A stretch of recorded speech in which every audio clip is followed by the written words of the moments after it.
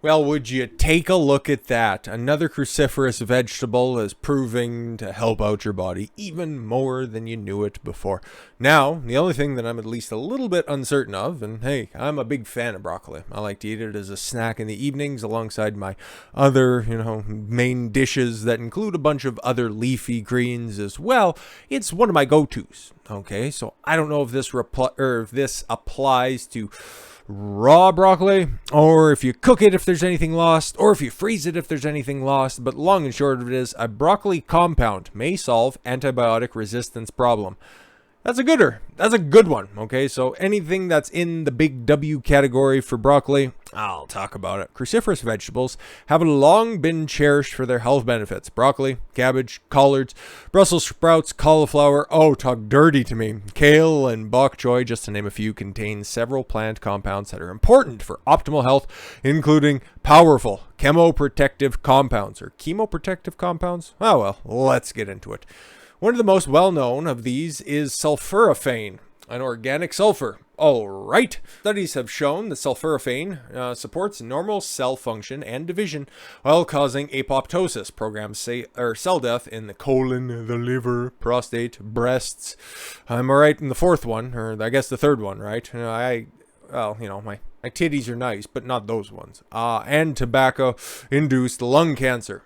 Just 3 servings of broccoli per week may reduce a man's risk of prostate cancer. I'm a man. That applies to me by more than 60%. What? That's pretty cool.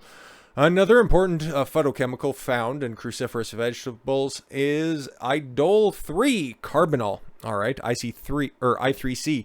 You know me. In your gut is converted to dianomethane. All right, DIM, in turn, boosts immune function and, like sulforaphane, plays a role in the prevention and treatment of cancer. So broccoli's also making sure that your body's healthy, and it's also going to stop with the proliferation of cancer within your body. Now, that's cool. So now DIM can be used, at least researchers believe that it can be used as a potent weapon against antibiotic-resistant pathogens as well. Phytochemical derived from cruciferous vegetables such as broccoli breaks down the biofilm that lets bacteria resist antibiotics, according to a study from Ben Gurion University in Israel. Oy vey! The paper, co-authored by researchers from Near East University and Gurney American University in Cyprus. Interesting. Was published in the journal Pharmaceutics. All right. The scientists found the phytochemical 3,3-DIM. We'll just call it DIM, okay, because the 2 I's are a little bit, it throws me for a loop. Successfully broke down the biofilm protecting pathogens, including Acinetobacter baumannii. There's a lot of repeating letters in that one. Have fun. And Pseudomonas aeruginosa. All right. Aeruginosa? That sounds a little bit better. There's no L in there.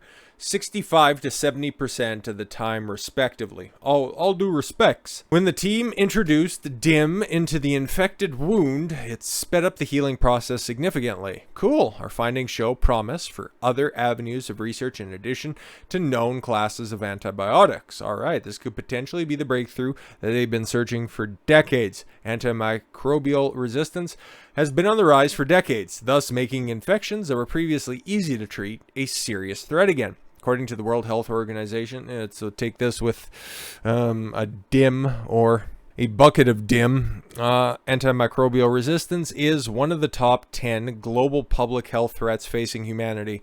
Okay, so the COOF is number 1, monkeypox is number 2, and this falls in there somewhere in between.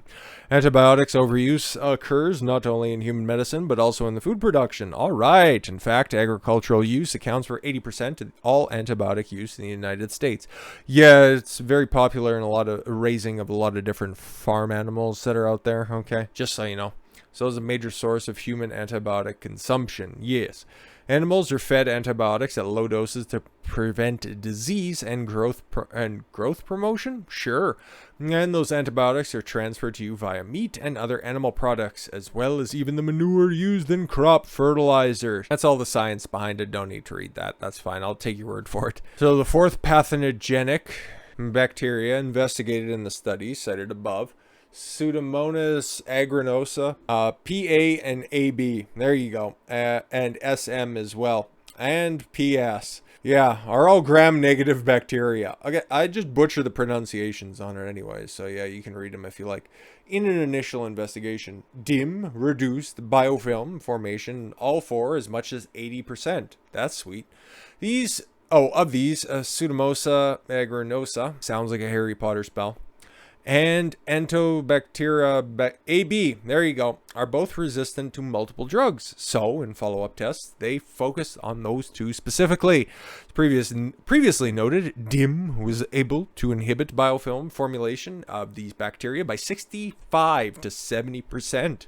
When DIM was combined with the antibiotic tropomycin, biofilm growth in PA, diminished by 98%. Wow. Non-healing wounds are often infected with pan-resistant bacteria, and it's the biofilm that prevents the tissues from healing back together. The test whether DIM could work topically in these scenarios. The researchers infected punctured wounds on pigs with then applied a cream containing either DIM alone, or the antibiotic gentamicin alone, or DIM with gentamicin combined. The wounds treated with DIM for 10 days healed significantly better than the untreated wounds, thanks to the significant reduction in biofilm formulation, and the combination of DIM plus antibiotics worked even better. Wounds treated with gentamicin alone saw no improvement, so it requires compound found in cruciferous vegetables. Just like high doses of vitamin C, which is another potent weapon to treat infections, especially when used IV, in an IV bag of vitamin C. Interesting. I don't believe that DIM should be used every day as a prophylactic to prevent infections. Yeah, just use it when necessary. That makes sense, so you don't overexpose your body to it like you would with everyday antibiotics. That all makes sense. That makes sense. So, what are the other benefits of cruciferous vegetables? Well, if we don't already know, now you know. Cruciferous vegetables may have other health benefits that are worth taking note of, such as the anti-cancer benefits. I3C, the precursor to DIM, is also a powerful antioxidant. I3C also supports your liver detoxification process, help heal liver damage by supporting the reproduction of normal healthy cells. Sulforaphane, meanwhile, has also been shown as an anti-diabetic properties and improves blood pressure. Sweet. In simple terms, DNA methylation is the process in which the methyl group, one carbon atom attached to three hydrogen atoms, is added to a part of the DNA molecule. This is a crucial part of normal self-function that allows your cells to remember who you are and where you have been. DNA methylation also suppresses viral and other disease related to gene expression. All right.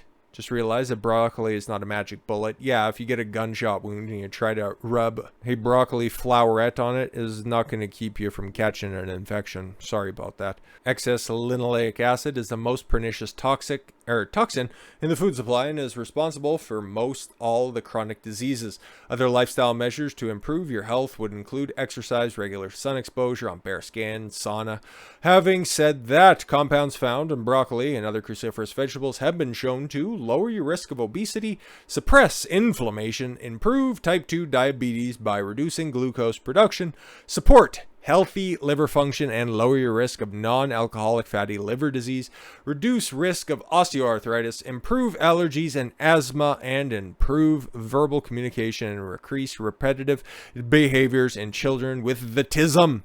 One study, positive results from sulforaphane were observed within as little as 4 weeks. Communication improved, as did symptoms of hyperactivity and irritability. By the end of the 18-week study, about half, 15 of the 29, so a little better than half, of those receiving sulforaphane experienced improved ability to interact socially. So to get the most out of the broccoli, lightly steam it for 3 to 4 minutes until it's tough and tender. Don't steam it any longer. Otherwise, yeah, you start to denature all of the different minerals and compounds that are in it. That goes to say, if you opt for boiling, blanch it for 20 to 30 seconds, immerse in cold water to stop the cooking process. If you want to augment the sulforaphane content even further, pair broccoli with other cruciferous vegetables. Yeah, yeah, we all know that. Okay, daikon radishes, wasabi, arugula, or coleslaw. If you're not a fan of mature cruciferous vegetables, then you're a pansy.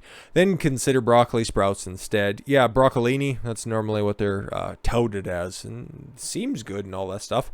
The actual pack a greater punch in terms of nutrition, so you don't have to eat as much. Sprouts contain as much as 100 times more enzymes than raw fruits and vegetables, allowing your body to extract more vitamins, minerals, amino acids, and essential fats from the foods you eat.